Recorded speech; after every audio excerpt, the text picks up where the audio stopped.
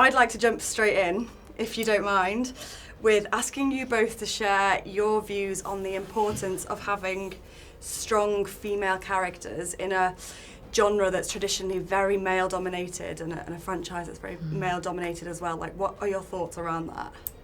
I mean, I really enjoyed playing a rebel, a character who is on her own and who fights and who is complex and crazy and weird and with so many layers of emotions. But at the same time, it's not girlfriend material, which is great. Yeah. She's not a girlfriend. I know. Yeah. No, it's making me think it's so interesting, isn't it, when there's a great book called Strong Female Characters. Have you heard about it? No. It's really good. And she writes about exactly that. And it's interesting that we use the word strong female characters because you wouldn't say, God, this is such a strong male character. And the reason we say it is because usually they're not strong in comparison to the men, right?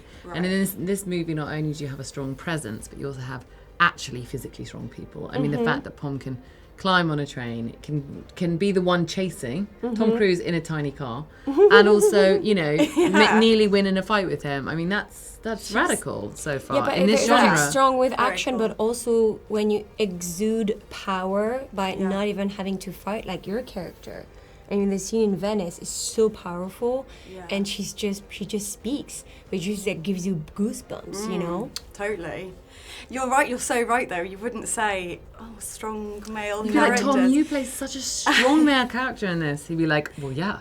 Sounds weird and patronising, so I guess it should be their own. Yeah, I have to change it all the time for myself. I have to say an interesting or like complex or contradictory. Yes. And so my genuine mission is to try and create human women on screen that aren't. But I think it's important because actually I would say that in the past in action genres, you know, in the decades before, you would have a female character who has a sexy presence, right? Right. Not a potent presence, you know, that are there to kind of femme fatale, beguile and, you know, be compelling and sexy and alluring and hot, but not necessarily fierce. And I think kind of the fierceness is what I really admire and what Hayley, Rebecca and Pom have done in this movie.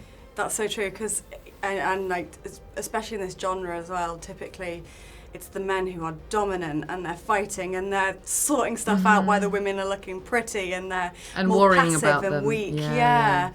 And what you said as well about the characters, female characters being complex as well and morally ambiguous, which both of your characters were, which I thought was really cool. And kind of anti-heroines. Do you know what I'm saying? I mean, our characters get to do like horrible things. Yeah. But you still root for them and you still love them. And it's insane how they pulled it off, you know?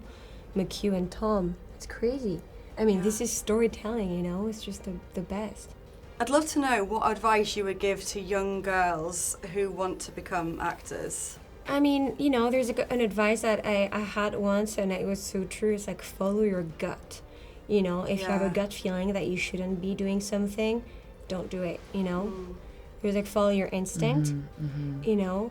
And also work hard, go see beautiful movies, inspiring movies, theater, stay open, travel the world, experience things, keep your heart open, be on time, so many things. I don't know, be professional, you know? So also, many things. it's okay to stay in your lane. I think that's really important. I think that the industry is so... It's not like you can train and then your career goes like this in a graph. It's like this all the time. And you might be down here for a second, and then you'll be here, and then you'll be there, and it can feel very... But if you stay in your own lane, you're like, this is my path, it's fine, you know? I'm just going to keep showing up. And also, creativity can be expressed in so many ways. Even if you have a terrible audition, for me, I had so many. Even in the room, I might have learned, or the research I did for that part, I go, oh my goodness, I got to learn about 1960s in Florence. How amazing is that? And you take it all for what it is rather than thinking, I have to get this job, and if I don't get this job, I'm not good enough, etc. And sometimes you think you want something, and then you didn't get it, and then years after you get something else, and if you had gotten this first thing, you wouldn't have been able to do the other thing, and then the other thing is so much better. So, you know, trust. Trust the process. Yeah.